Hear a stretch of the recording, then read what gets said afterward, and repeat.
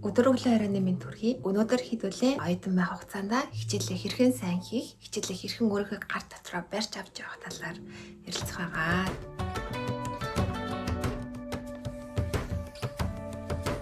Existing Advice Part 3 бичлэг маань явж байна. Оюутны жилүүдэд хичээлээ хэрхэн сайн хийх талаар ярилцах болно. Сонсох дургу сэдв байж магадгүй. Гэтэ бас дөнгөө сайн гаргачмаар л штэ тий. Миний болохоор нэгдүгээрт хичээл болгон дээрээ би файл гаргаждаг байсан юм. Гараарч гаргасан зүгээр, компьютер дээрээ гаргасан ч зүгээр. За би бол ингээд гараараа юм бичиж хадчиж илүү толгоонд үлддэг хүн учраас компьютер дээрээ гаргадаг байсан, гараар бичгээрээ гаргадаг байсан. Би өмнөх бичлэгүүдээр ярьж байсан штэ тий. Оюутны хувьд бол ноутбук гэдэг бол амьдрал нь явж идэг гэд. Тэгэхээр ингээд миний бол зэвсэг ноутбук гар хоёр маань байсан гэсэн үг. За тэгээд ноутбук дээр болохоор би тухайн семестрт за би 8 хичээл сонсчлаа гэж бодоход 8 хавтас үсгчдэг байсан гэсэн үг. Тэгмэгцээ тэр хавтаснууд дотроо тухайн хичээлийн файлуудыг оруулдаг байсан. Ихэнх сургуулийн багш нар за ер нь бол орох хичээлийнхээ файлуудыг урьдчилаад оруулцдаг. 7-7 хоногийн орно одоо оруулсан байгаа файлыг татж байгаа тэр файлууд руу хуваагаад хийнэ гэсэн үг. Тэгэхээр дараа нь одоо хичээл хийх гэж сууж байхдаа илүү юм руу орж татаал хүлээгээл ингээ яг хичээл хийх ястай юм хийхгүй өөр юм хийж байгаа оронд хичээлээ хийх гэж суухдаа хийж байгаа хичээлийнхээ шууд файл руугаа ороод бүх юм гарч ирнэ гэсэн үг. Тэгэх юм бол илүү цаг өрөхгүй өөр юм сатаарахгүй хийж байгаа юмаа шууд тэр дороо гэлсгэн. Мөн нэг даалгавраа хийчээд дараа нь дахиад тэр хичээл дээрээ даалгавар хийх болох юм бол өмнөх даалгавраа би яаж хийлээ гэд харах тохиолдол болчихсон байдаг штэ тий. Тэр тохиолдолд тэр файл руугаа ороод шууд гарч ирнэ гэсэн үг. Багш руу явуулж исэн даалгавраа хаашаа яаж явуулснаа бодоод байжснаас тэр файл дотроо байж байгаа юм бол амар өөрийнхөө одоо юмнуудыг зэгцэлж ийн л гэсэн үг юм л да. Талгаан дотроо зэгцэлж чадахгүй ч гэсэндээ компьютер дотроо зэгцэлж чадна штэ. За миний яриад байгаа гараар яаж үүсэх вэ гэхээр штэ тий. Хоёр дахь миний типтэй холбоотой байхгүй юу? Хоёрдугаар өөрийн гэсэн ширээ заавал байх хэрэгтэй. Нэг өрөө байранд амьдардаг байсан ч гэсэндээ хичээлийн ширээ заавал гаргаж өгөх хэрэгтэй өөртөө.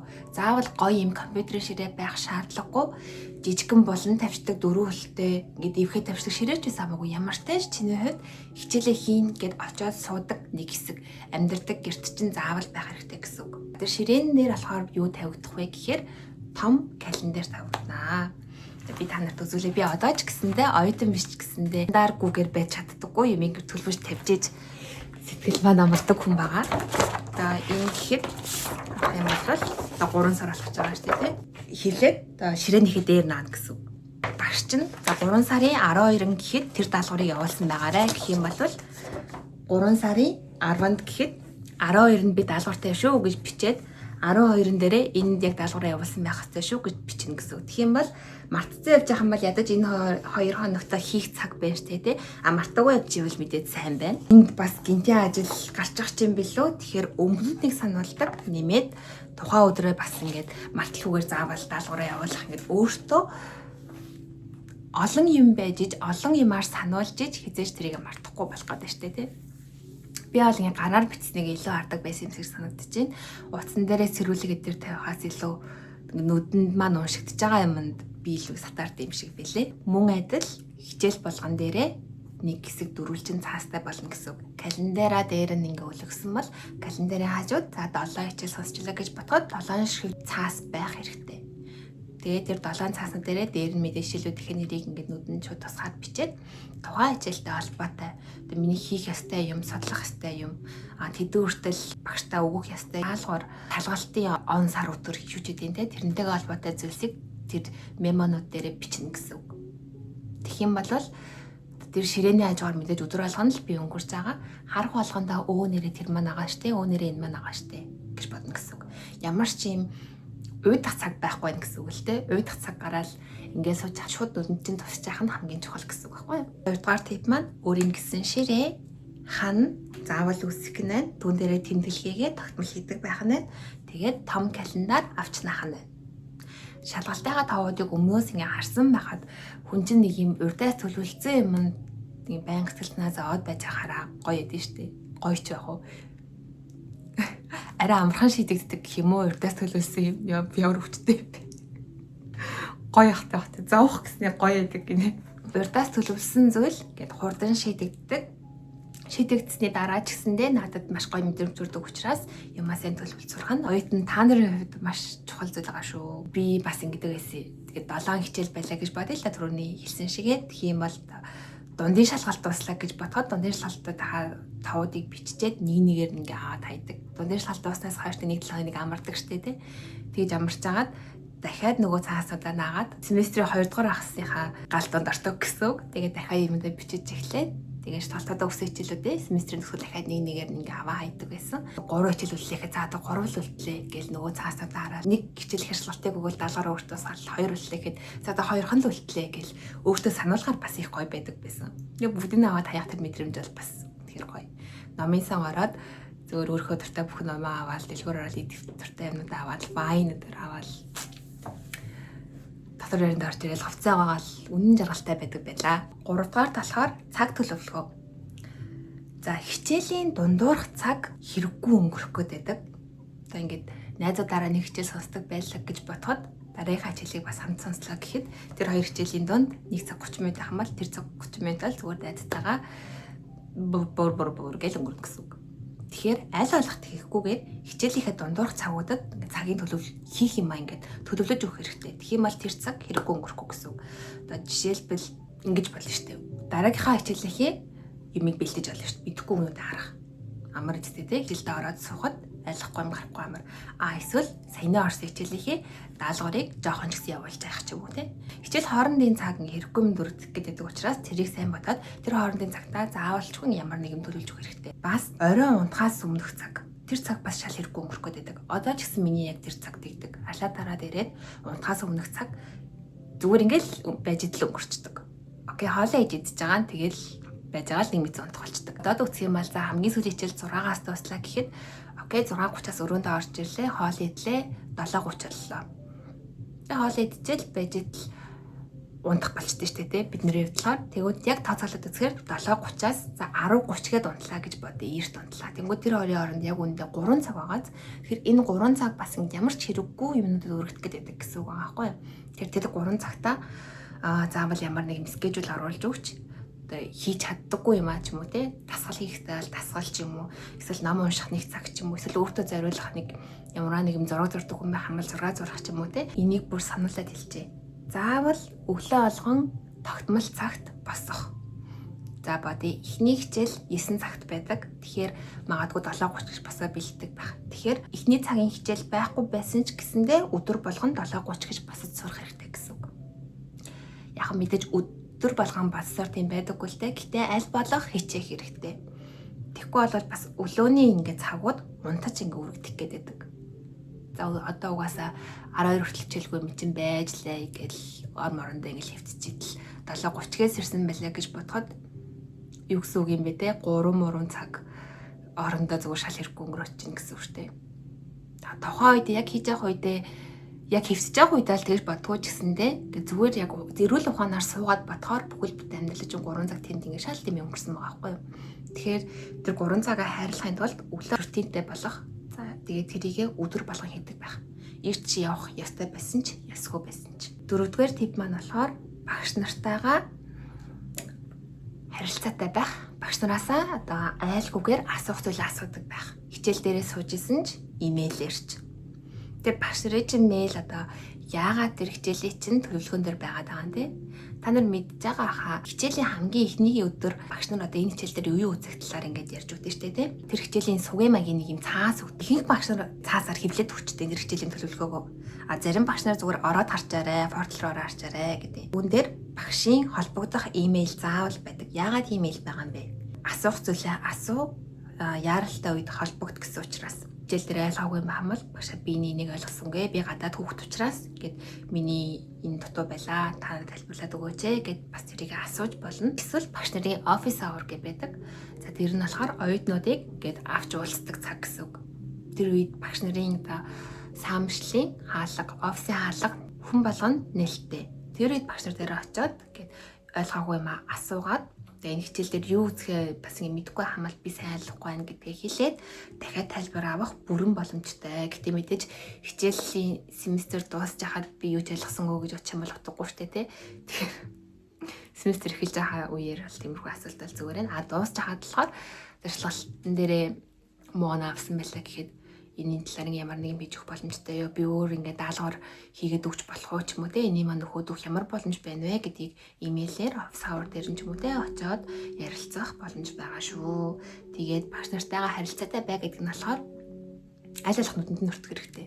Сонин сонсогдож байгаа ч гэсэндээ солонгосчууд ийм зүтгэлтэй хичээж байгаа хүнийг илүү үнэлдэг. Тэгэхээр хичээл болгон дээр аль болох урд очиж суугаад багшийнхаа ярьж байгааг сайн сонсоод тэгээд хичээл дээр уцаа оролдож огт болохгүй. Одоо чи өөрийгөө багш байлаа гэж боддоо. Өөрийнхөө одоо сурч мэдсэн зүйлсээ энэ сууж байгаа хүмүүс зааж өгөхгүй байж идэл тэр хүмүүст чинь ярьж байгаа огт сонсохгүй уцаар оролдоо байж ивэл ямар өмдөр төрөх үү? Харин хин нэг оюутан гадаад оюутан ч хамаагүй миний ярьж байгаа сэтгэлээсээ сонсоод сурыг гэсэн ирмэлцэл байвал тэр хүнд ямар бодол төрөх үү те? Тэгэхээр чи аль нь даймаар хаан тэрийгэ хийх хэрэгтэй. 5-р сургуулийн сайт зарлалын самбарыг сайн харах хэрэгтэй. Дээр үед сайт дээр хөвчөөгүй байхад зарлалын самбар дээр наадаг байсан байх. Гэхдээ одоо ч гэсэн сургуулиуд одоо албан байгууллагууд тэрийг бол огт хаяагүй зарлалын самбарууд дээр одоо гарч ирж байгаа зарлан заавал мэдэх ёстой зүйлсийг хэвлээд хаддаг. Мэдээж сургуулийн сайт дээр л илүү амар гэрээ зарчуулна бүгд байгаа. Тэрийг заавал ингээ байн шалгаж харж байгаарэ. Надад хэрэгтэй материалууд тэнд гарч ирдэг байхгүй юу? Хичээл болгондоор бараг ийм катуг банк нээждэг. Тэрэн дээрээ ч гэсэндээ сургууль болгон гэдэг хондоо байд юм а. Зарим сургууль болохоор ингээ порталаараа бас чат банк нээждэг юм билээ. Чатны хэсэг. Тэрэн дээр одоо багш хичээл орохгүй байлаа гэж тэнд мэдэгдэн гэсэн үг. Хичээлийн цаг өөрчлөлтөө гэхэд тэнд мэдэгдэн гэсэн үг. Даалгаврын цаг өөрчлөлтөө гэхэд бас тэнд мэдэгдэн гэсэн үг. Тэгэхээр тэрэндээ ингээ заавал орсон байгаарэ. Чи ингээ юм болгон соцроод байгаа юм шиг санагдаад ах юм бол багштай хэлээд багш энэ яагаад ингэж вэ? Би юунаас соцорч байгаа гэдээ асуух хэрэгтэй. Асал ангийн дарга гэж нэг хүн байгаа. Тэр хүнтэй бас хэлэх хэрэгтэй. Бүр болохгүй бол чувьюугаа бид нэр бүгдээрээ мэдэрчтэй те. Чувьюудаа хэлнэ яагаад гэвэл чувьюу чинь багштай чинь ангийн даргатай чинь холбоотой байгаа. 6-р болохоор орох хичээлээ урьдчилж уншаад мэдэхгүйгээ орчуулах. Инээдтэй сонсож болох ч гэсэндээ яг нэг мэдэхгүй байгаа үгээ одоо багшийн олон давтаад байгаа үгийг орчуулж чаар хичээл ойлгоод эхэлчихдэг. Бус үгийг ойлгохгүй ч гэсэндээ зүгээр ингээд солонгосоор камиуа гэж хэлдэг шүү дээ нэг юм урсгалын ингээ ойлгоод за нэг юм пример гадах шиг байна гэдээ ойлгочдөг байхгүй юу. Мангар сонсогдож байна л та. Гэтэ гадаад хүний үүднээс бол яаж хийж байгаа л тэрнийг нэг үзүүрээс нь татаж авах нь чухал учраас нэг үг ч гэсэн мэддэг байх чухал. Тэгэхээр орох хичээлээ урьдчилж уншаад хараад мэдхгүй үг болгоноо тэмэлгүй ч гэсэндээ олон дахин давтагдж байгаа үг. За ядаж жилийнхээ гарчгийг заавал орчуулад очих хэрэгтэй. Тэгжиж тэр хичээлд уусна уйдахгүй голно. Яагаад гэвэл миний мэдсэн юм тэнд яриад байгаа учраас сайн яг юу болчих вэ гэд илүү хичээлд анхаарах байхгүй юу. Тэгээд энэ дотроо хичээлээ сонсож байхдаа байнга тэмдэглэл хийх хэрэгтэй. Тэр тэмдэглэл чинь дараа нь шалгалтанд бэлтгэхэд чамд зүгээр алт эрдэнэс болон чиний хувьд. Багш нар ингээд presentation за бараг л 100 хуудас мууцыг бэлдэнэ. Гэтэ тэр 100 хуудасаараа бүгднгээр шалгалт авдаггүй байхгүй юу? Яг шалгалт авах тэр зүйлсээ хичээл дээр хангалттай олон давтаад яриад өгчдээ. Тэр харах юм бол мэдэгдэнэ. За энэ багш энийг бол яг шалгалтанд оруулах юм байна да гэж мэдэгдэх байхгүй юу? Олон дахин давтаж яриад биднэрт илүү ойлгуулах гад хичээгээд байдаг. Тэгэхээр тэрийг заавал тэмдэглэж авах хэрэгтэй. Тэгээд хичээл таарсны дараа хальт зөвхөд харчих хэрэгтэй. Толгоонд одоо дахиж сануулж ийн гэсэн үг. 1 удаа харсан юм, 2 удаа харсан юм шалгандаа байна. 7 дугаарт хилээ тасралтгүй сайжруул. Сонс, яр, унш. За сонсгоо хувьд болохоор ямар нэг юм өөр зүйл хийж явах үедээ мэдээ эсвэл кино драма эсвэл пансон програм нэгэ тавьчих. Пад байна уу ноутбукн дээрээ. Би бол ингэдэг байсан. Өглөө усанд орж гарч ирчээд нүүрнийхээ амиг төрхтэй, биеийн тасаа төрхтэй нэг кино ч юм уу те мэдээ ч юм уу эсвэл солонгос пансон програм гараад тавьчихдаг. Тэгэхээр солонгос хэл миний чих рүү ингээ байн орж ийн гэсэн үг. Румейттэй олвол чих хэвцүү хүчгэдэл болно шүү дээ. Ерөөс асуудлыг дор шийдэх хэрэгтэй. Чадвал тэр талаараа хүнд ярьж өг. Чадахгүй болвол ангидаа солонгос найзтай болчих. За энэ бол хэцүү бас амархан. Эхлэхэд хэцүү, цаашаагаа урсаад явхад амархан болно. Тэгээд солонгос найзтай болохыг гэхээр за нэг зовлон жаргалаа хуваалцах тийм найзыг хэлээгүй. Зүгээр л тэр хүний чөлөөт цагийг хамт өнгөрөөдөг болчихлоо. Тэгэх юм бол тэр хүн чөлөөт цагаа хөвчлөлтэйгээ өнгөрөөж ийн. чи болохоор хэлчин сайжирч байна гэсэн. Найзын чи хувьд болохоор ингээд гоё ингээд зовлон жаргалаа ярьж чинь чи сонсож өгч чинь. Тэгээд чи энийг чи ойлгосонгүй гэд хэлэх юм бол тэр үгийг ойлгосонгүй гэд хэлэх юм бол тэр хүн зүгээр яг амьд тал бичих сууж байгаа байхгүй солонгос хүн. Чиний ойлгохгүй байгаа солонгос үгийг чинь солонгосоор тайлбарлаж өгнө гэсэн үг. Солонгос үгийг солонгосоор тайлбарлахын сурахаар тэр үг ерөөсөө мартагддаггүй бүр ингээд толгоонд хадагдчихдаг. Өмнө хэлчихсэн одоо өөрөө тэр үгний утгыг хайж болохоор толгоонд хадагддаг гэдэг шиг яг адилхан. Тэгээд уншихын хувьд болохоор энийг нэг ихээр бодоод томоор бодоод хэрэггүй. Би ч гэсэн та ойлгож гин ингээд олон солонгос үсэг харахаар миний ч гэсэн тарих би бол авчдаг. Одоо яг хараад ирсэн. Яах вэ гэхээр нэг солонгос зүгээр ном аваад л тавьчихлаа та. Эсвэл Instagram дээр одоо ингээд гоё постнууд оруулдаг. Зөндөө аккаунтууд гараад ирсэн шүү дээ, ингээд юу гэдэг өнөөдөр сайн байлаа ч юм уу тиймэрхүү үг бичдэг аккаунт байдаг шүү дээ. Тэрийг нэгийг дагаад явуучихлаа та. Тэгээд ном авч тавилаа гэхэд заавал тэр номоо дуусгах бол шаардлагагүй. Өдөрт өртөө нэг нүур нэг хуудсыг уншижсэн байхад л болно. Магадгүй номоо уншаад эхэлчих юм бол цаашдаа өдөрт 2-3 уншмаар санагдаж ч магадгүй шүү дээ. Үйл явдал нь сонирхолтой байх юм бол тэр за зүгээр солонгосын номын дэлгүүрлээ ороод бестселлер хэсгээс нэгдүгээр атагаа номыг л авчих. Тэгэл тэрийг өдөрт нэг хуудсыг уншаал нэг нүрийг чадхаараа уншаал яваад хахад хангалттай дадлага болчихно. Өдөр болгонд автагдсан юм хүнд одоо дадлага болж байгаа юм хизээч тэр хүний толгой биенээс нь тэрийг авч хайж чадахгүй. 8 дугаарт бие харил энэ оршихуйгаа харилноо. За компьютерт биш бид нар чинь 7 хоногт за нэг 2-3 удаа дасгал хөдөлгөөн хийж явах хэрэгтэй. Үүнээс чухал өдөрт 7-8 цаг заавал унтах нойроо авах хэрэгтэй. Унтаж нойроо авч иж биений чинь одоо бодис солилцоонд явагдаад дараагийн өдөрт бэлтгэгдэнэ. Нойргүй 24 цаг хийсэн тэр даалгавар хичээлний үр дагавар 7-8 цаг унтаад үлдсэн цагтаа хийсэн юмны үр дагавараас муу байдаг. Хагаар батлагдчихсан зүйл тэгэхээр сэрэг ухаантайгаар илүү сайн тархитайгаар эндээ юм үлдэхээр унтаад хийх юм хийх нь хамаагүй чухал шүү. Цаг байхгүйгээд нойроо суугаад байх юм бол зүгээр л нэг юм дээр гацаал тэр хിവэрээ ингэ суугаал байгаа та ямар ч ялгаагүй. Унтаж нойроо сэргийж хийсэн нь тэр зүйлийг илүү хурдан хийн баг завна. Шалгалтанд бэлтгэхдээ ч гэсэндээ хэдий одоо илүү олон цаг сууж тэрийгэ давтахын чухалч гэсэндээ шөнийн найрыг бол ерөөсөө алдаж болохгүй. Солонгосчууд бол ингээд яг шалгалтынхаа өмнөх шөнө мөн огт нойргүй суугаад тэрийгэ бэлдэж сууж агаад өгөөд байдаг. Тэгээд шалгалтын дээр ороо унтчихвол яа тий. Дасгал хөдөлгөөний хувьд болохоор заавал ингээд төмөр өргөөд ч юм уу тий эсвэл өдөр болгон ч юм уу хийгээд авах шаардлагагүй 10 км гүйх шаардлагагүй өдөрт 2 км гүйчих за нэг хэдэн километр алхачих энийг болохоор за алхахыг хэдэн километр алхахыг гэж алхах бол угаасаа утгагүй зүгээр л сургууль хоорондоо алхачих хоолой идэхээ гараа явахдаа алхачих хоёр буудлын цай авах юм бол алхачих гэрээсээ сургууль руу алхачих сургуулиасаа гэлүүг алхачих ерөөсөө энэ хооронд дасгал хөдөлгөөн чинь хийгдээд яваа гэсэн үг байхгүй алхаж авах хугацаанд болохоор уцаа харж явахгүй зүгээр л ингээд гоё дуу сонсдогсон ч подкаст сонсдогсон ч гэл эсвэл юу сонсохгүйгээр зүгээр л өөрийгөө амраангаа явах хэрэгтэй энэ бол яг хүний биед заавал хэрэгтэй байдаг зүйлсийн нэг байгаа ингэж явснараа сэтгэл зүгээ ч гэсэндээ сайн барьж авч явна гэсэн үг энэ дээр болохоор би сэтгэл зүгээр харж ирсэн тэгээд унтж байгаа өдөрт алхалт хийж байгаа тэгээд хоолоо сайн идж байгаа цагт сэтгэл зүй бол доошоо буухгүй байхаа гэж би дотроо дүгнээд байгаа байхгүй юу. Тэгэл хоолоо алдагдаал нэг өдөрт өөртөө 20-30 минут зарцуулж дасгал хөдөлгөөн хийхгүй байгаа л нойр алдагдаад л эхлэх юм бол сэтгэл зүй дагаад буугаад ирнэ. Бие харилж сэтгэл зүй ч гэсэн сайн байх нь байна шүү. Сүүлд нь хэлэх юм болохоор би өмнөх бичлэгэн дээр ярьсан шүү дээ. Сургууль дээрээ өөртөө орон зайтай болоо гэд. Би өөрийнхөө 2 орон зайг бас харуулсан.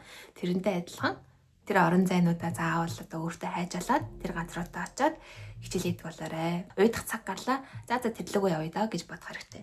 Түрүү нөгөө өглөө эрт бас гэсэн штэ тий. Өдөр 1 цагаас хичээлтэй байсан ч гэсэндээ өглөө 7:30-аас босоод 8:30-аас гарч яваад тэр газар очиод хичээлээ хийгээд цаг өнгөрүүлж агаад дараагийн хичээл рүү суудаг. Тийм болоорой гэж би хэлмээр байна. За миний хувьд бол намын сан байсан гэж хэлсэн. Тэгээ би энд болохоор намын сантайгаа найзлага биччихсэн байна. Тэгээ ихэнх сургуулийн намын сан тэгэж цагийг өнгөрөөх хэсгүүд зөндөө байдаг учраас тэрийгээ сайн ашиглаарай. Тэгээд угаасаа өглөөдөө тэр яг илүү цагууд дээр гэртээ байгаад ах юм бол ер нь тэгэл энийн тэрэ гэрээ цэвэрлэх юм хамаа зэгслэх гээд байгаа л байдаг. тэгэхээр тэгэлгүйгээр хийх юм байх юм бол хийх ёстой юм байх юм бол өглөө босоод шууд гэрээсээ зүгээр хурдан гараад нөгөө өөрийнхөө юм хийдэг газартаа очив. Гэртээ ерөөсөө байгаад байж болохгүй. Энэ үрээд миний типнүүд маань дуусч байна. Би эдгээрийг бол дагаад тухайн үед дүн маань гайгүй сайн гардаг байсан. Тэтгэлэг ер нь гайгүй аваад сурчдаг байсан байхгүй юу? Тэгээд нэг тэгж эдгээрийг дагая гэж тэгж дагдаггүй байсан юм аа. Зүгээр хийж явах явцдаа ингээд нэг нэгээр нь ойлгоод эхэлсэн. Би ингээ гэртээ байгаад ах юм бол байгаа л гэдэм биш үү? Би өглөө босоо шууд юуж таахгүйгээр өөрийнхөө ингээ бие тэгстэл аваа гарчих юм бол би юмаа хийх юм байна гэдэг нэг юм хийж авах явцдаа би ингээ ойлгосон зүйлсээ та нарт ярьж өгч байгаа байхгүй. Тэгээ очдог газартаа болчих юм бол би ингээ чөлөө цаг хэрэг хийх юмгүй цаг гарлаа гэхэд би нөгөө газар руу очиод юмаа хийдэг болчих юм байна гэдгийг би бас тухайн үедээ л ингээ нэг нэгээр нь ойлгож ирсэн. Тэгээ та нарыг ч гэсэн уулж явж ойлгохгүйгээр өрчлөөд сонсчих юм бол амар штэ тий. Тэгж бодоод эдгээрийгээ та нартай хуваалцлаа. Тэгээд жоохон ч гэсэн мэдээж хэрэг болох юм бол баярлалаа. Тэрэл дээрээ бас хэрэгжүүлж үзээд таалагдах юм бол хэрэг болж ивэл надад бас хэлж өгөөрэй. Та хэдийн надад хэлж өгч байгаа урмын үгс чинь бас миний дараагийн бичлэгээ хийх урам хүч болж идэг байгаа шүү. Тэстэн subscribe хийгээгүй байх юм бол subscribe хийж өгөөрэй. Бичлэг таалагдвал лайк дараарай. Асуух зүйл байвал комментээр үлдээгээрэй. Би ялгалах тэр дордоор нь хариулаа явдаг. Миний инстаграмыг хармаар байвал энд байгаа шүү. Дагаарай. Дагмаар байвал. Бүгдээрээ он цураад Солонгосын голч 4.5 бид ярьснарэ. Бүдгийнх нь голч 4-өөс дээшээ байг. Өрөөгөөд бичлэгээ дуусгая.